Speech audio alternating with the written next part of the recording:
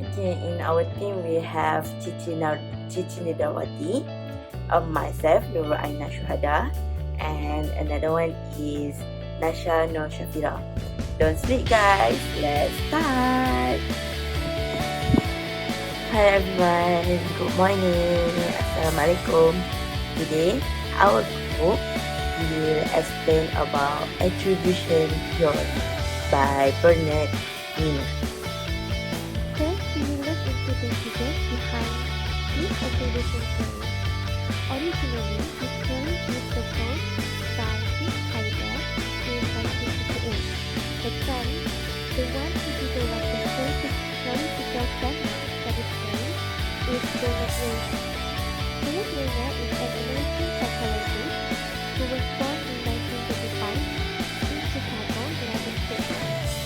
He then received his undergraduate degree in liberal arts from the University of Chicago in 1955 and then received his MBA majoring in industrial relations from the same university in 1957. And then he received his PhD program in sociology at the University of Michigan. Okay, next, what is attribution theory? Attribution theory is describing our attempt to determine causes for events happening in our lives and subsequently impact our level of motivation. It is concerned with how individuals interpret events and how this relates to their thinking and behavior. According to Wiener, Wiener tends to explain the reasons for success or failure based upon two dimensions.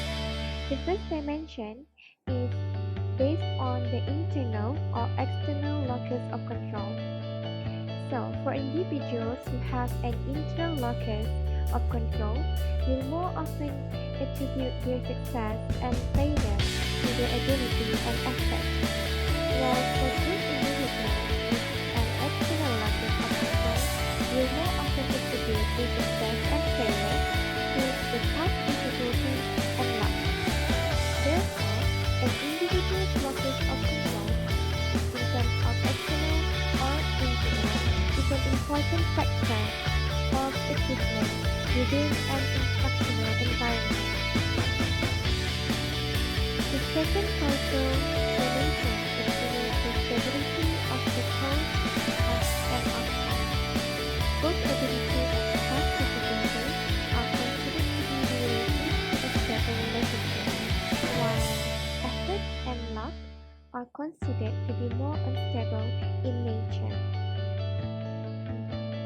The third causal dimension is the ability of the individual to control the outcome of the behavior.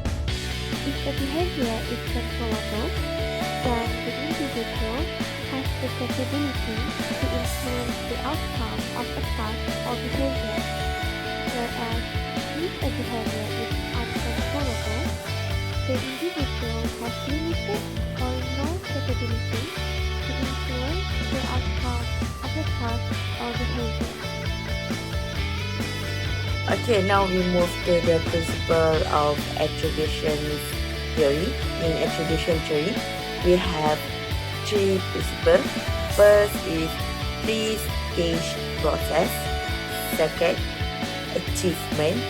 Third, three causal aspects of behavior or three causal dimensions of behavior. Next, we talk about three-stage of process. Three-stage process have observation. We need to observe the behavior. Second is determinations of purpose activity. It has been discovered the behavior intentionally. So the behavior has been planned or unplanned. So third is internal or external factor are planned for one of behavior. The factor of behavior occur. Second and third of principle are relatable. It was causal dimension of behavior and achievement. Okay, in three causal dimension or three causal aspect of behavior have three things. First is locus of control. In locus control, we have internal and external. Second is stability. In stability, we have stable and unstable. Third is controllability. Controllability, we have control and uncontrolled. Okay, in achievement, we have effort, ability, task difficulty, and luck. Why I say it's related? Okay, first, on control of in locus of control, we have internal. Internal is ourself. It's from ourself. For external is from outside, from people or surrounding us. Okay, next is stability. Stability is in stability we have stable. Stable is unchanged things. Is it does not change. For unstable is able to change. So something that able to change in stable and unable to change in unstable. Third one is controllability. In controllability we have control and uncontrolled. For control is we able to control the things like the ski, we can control the ski. And for uncontrolled is like luck. The luck we we're not able to control the luck because it's luck. Okay, if you see in diagram, it's more easy to understand. Okay, now we move on to the factor that influence attributions theory. We have three elements that always people tend to focus on. First is consensus. Second is consistency. Third is distinctiveness. Okay, now let me explain the elements of factor influence and contribution theory. First is consensus. Okay, in consensus is everyone or where the group of people react the same way when they face some situations, like when they react surprised when they see something that surprised them. Means the group of people react the same way. Second is consistency. Consistency is the person behave like this when something occur to them or some situation occur to the individual. Okay, third one is distinctiveness. Is the individual acts consistently in comparable situations. Mean the person acts same way in comparable situations. Now, the strength of the attribution theory. The first one can be applied to individual of any age in any environment. That means it's suitable for children and for adults. The second one can give the individual a sense of control in an environment. That means to give individual how to act in kind of situation. The third one explain how cultural or social norm affect the perception. The last one help educator understand reasoning for students' perception of attribution. That means to help teachers understand why the student need attribution for their learning process. The weaknesses of the attribution theory. The first one, feedback can influence how an individual perceive the cause of an event. That means how they accept the way of people think of them. Second one, perception of event is different for the individual and the observer. Maybe the observer think the other's way, but the individual get the other way.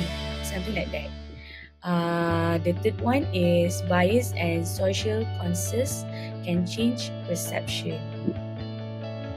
Now, the application of attribution theory in education, which is influencing student. The first one, teacher must know how to explain their student about their successful and their failure.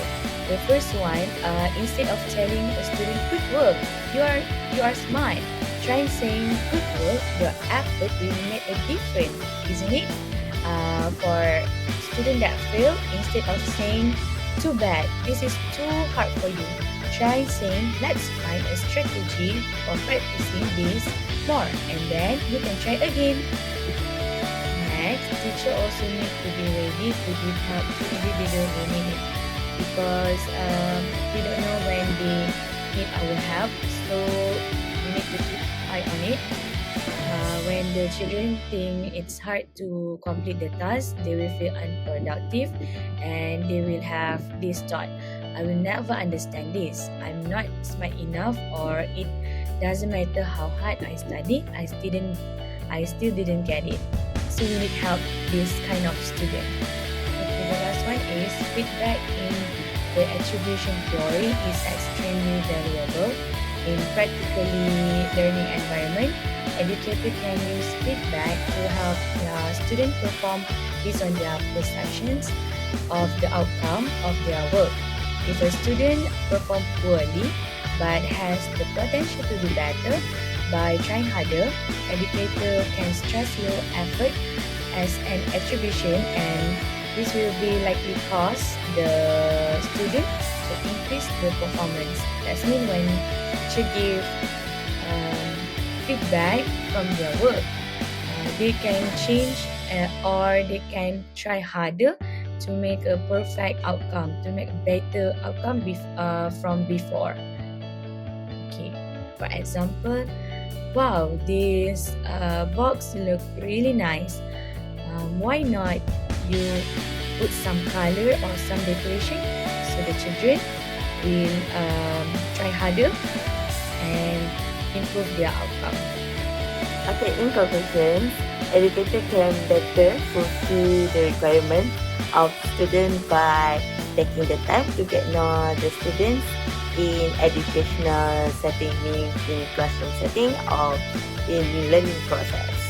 Okay, educator also can use student-centered instructional technique to help student use the knowledge, behavior, and the activity content in present curriculum to help them improve their ability and efforts.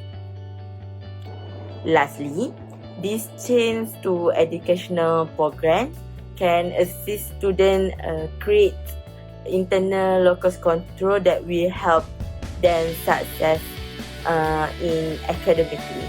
Okay, thank you. See you next time.